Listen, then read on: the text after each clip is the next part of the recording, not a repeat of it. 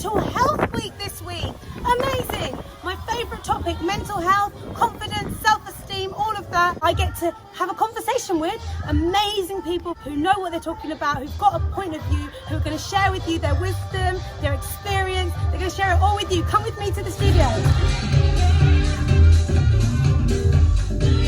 Okay, I'm Tanya Maynard. I'm currently a full-time student at Northampton College studying my third year of my psychology and counselling degree.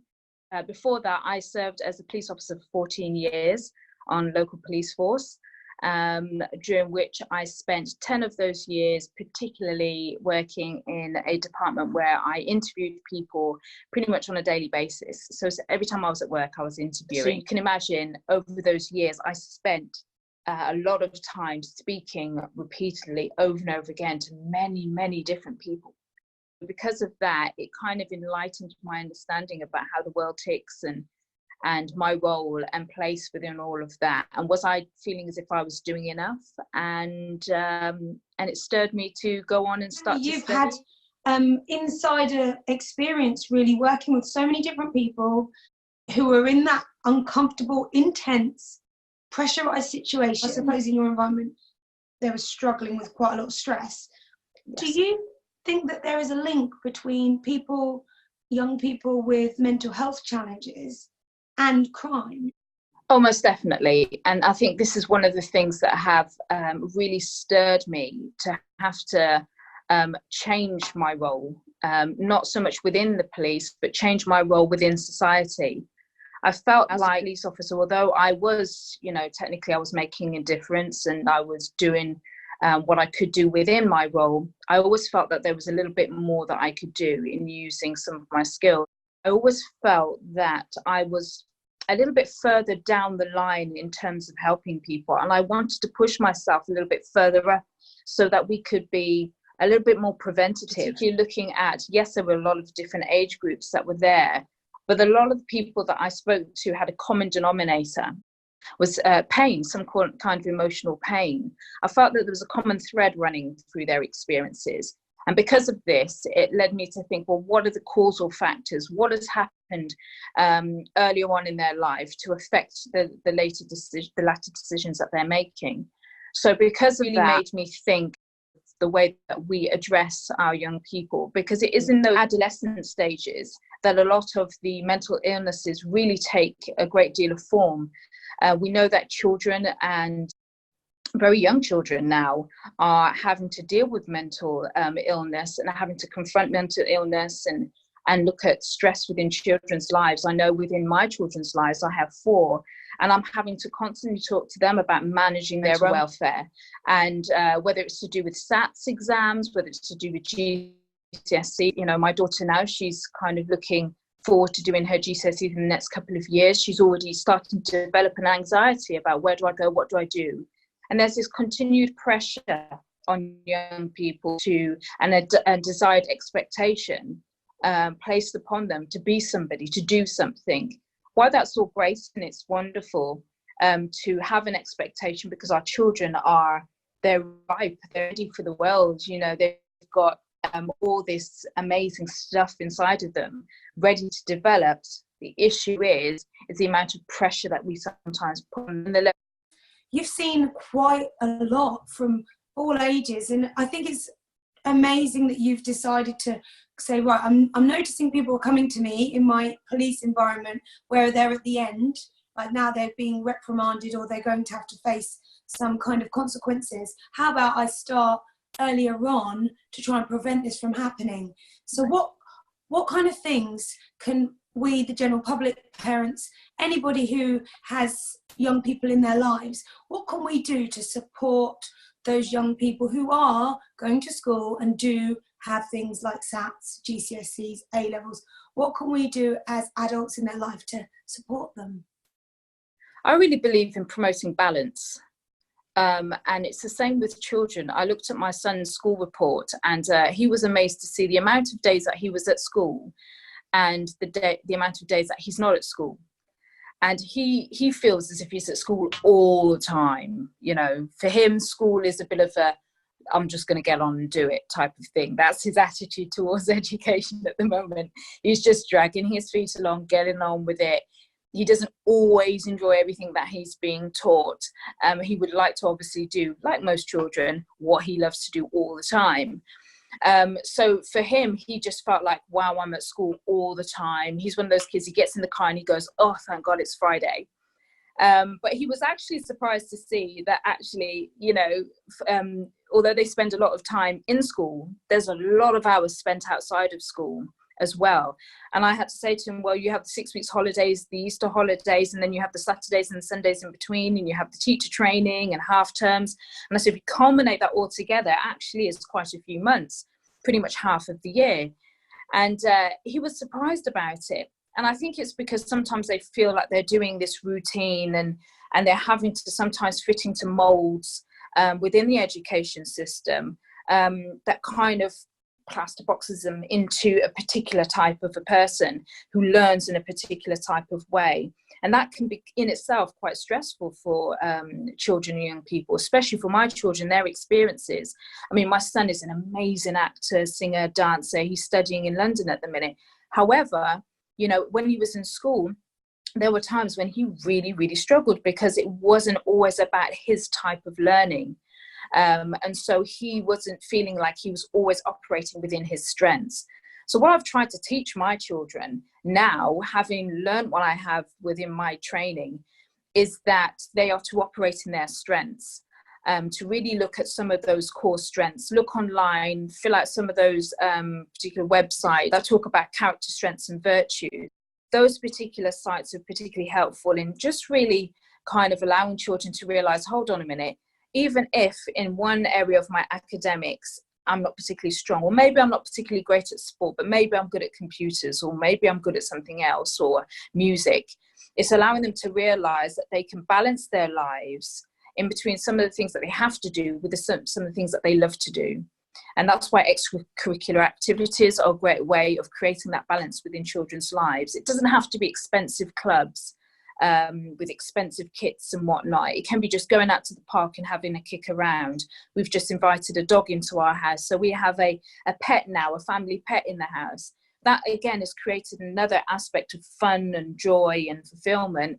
Yes, a lot of hard work, but at the same time, this dog is creating another aspect of happiness. And again, it helps with the flow of balance within our home. So I think balance is an integral part of really our journey towards fulfillment and happiness, maintaining that balance. Because there's some things that we're going to have to do that we don't necessarily want to do.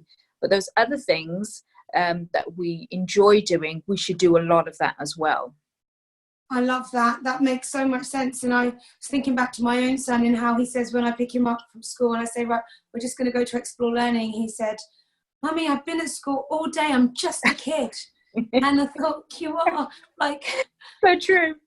We try so hard to help them to fit and succeed in all the pressures. But then at the same time, like you said, there has to be a balance and things you have to do and things you love to do. We're so swamped by everything's so all-consuming. As adults, we struggle to cope, so you can imagine for them in their world, you know, having to cope with the onslaught of just about all the information that their brain is constantly to compute and understand and rationalize. They're also got their own world going on at a very fast pace, and then they're trying to find their way through into sort of like adolescence and adulthood. So there's a lot of pressure being placed on them to be something, but they're not quite sure exactly what that is, but they know and hope that those around them are wanting to nurture them towards this journey. Absolutely. And it got me thinking about something I heard a while back about a study where they asked a lot of the people who were in prison, inmates and stuff, when you were growing up, did your parents ever say, if you carry on like that, you'll end up in prison one day? And that the large number of people in prisons, parents used to tell them that they will end up in prison. Have you noticed that some of the children and young people that are coming in front of you and being interviewed have had parents who have threatened them with that or dangled it in front of them? What kind of family life are these people coming from who are actually standing up in front of the law?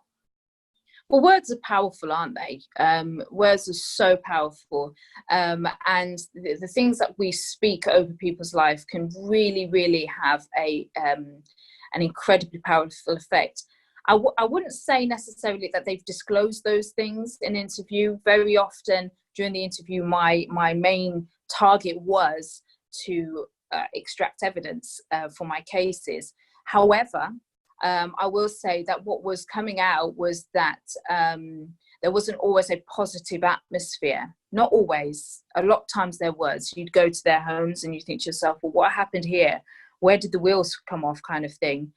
But yeah, a lot of them did kind of suffer some kind of a neglect or kind of abuse or some kind of trauma in their childhood. And whether that was verbal or physical, in some way it was often negative.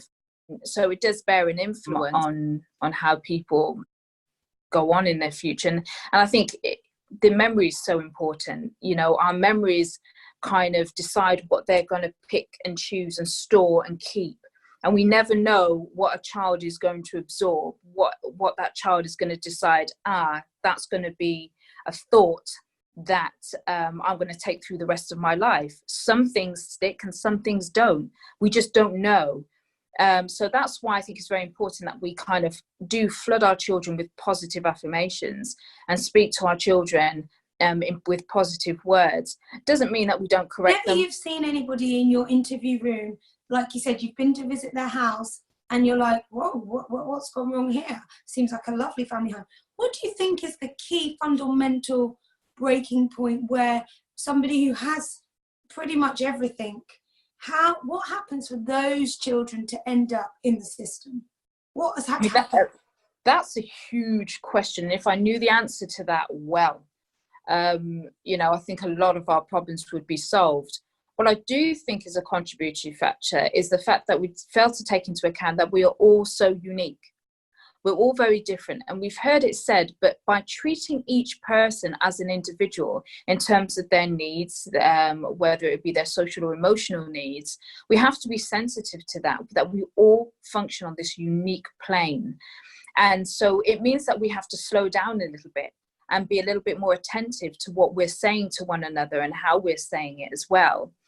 And so I think in the home, which is the nurturing soil that we're raised in, it's the place that we get our nutrients. The more toxicity is in there, it affects the seed of our soul. So it's really important that children are really kind of clustered and covered with words of kindness and affection. I do think they do play a huge role in the aspect of how our children turn out. And I hope that we kind of learn as adults, as this generation, how to kind of really tune in to the individuality of our children. And these individualities are so varied and so unique. And we've got into a habit, in order to identify our differences, of labeling. We label, you know, it's in this spectrum and it's in this disorder and it's, you know, documented in this book. And, you know, we label each other so much instead of just saying we're all just different. We all function. And the sooner we can embrace our differences is the sooner that we can also appreciate and give ourselves self-compassion.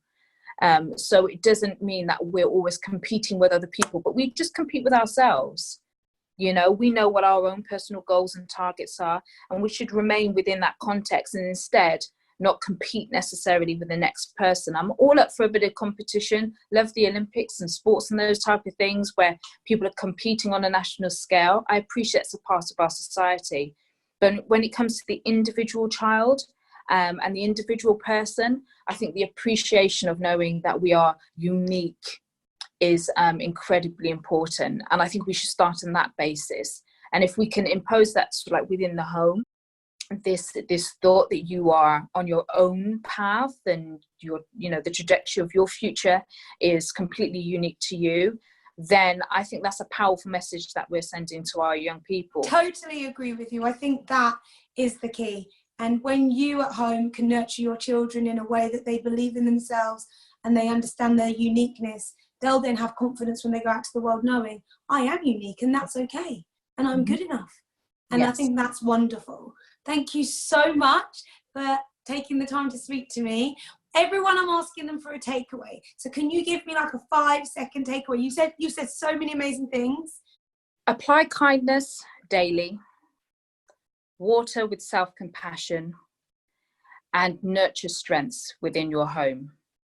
And I believe that you will provide for other type of soil that can productively contribute positively to the society that we live in. That's so good. Thank you. Thank you so much. Thank you for taking the time to speak to me.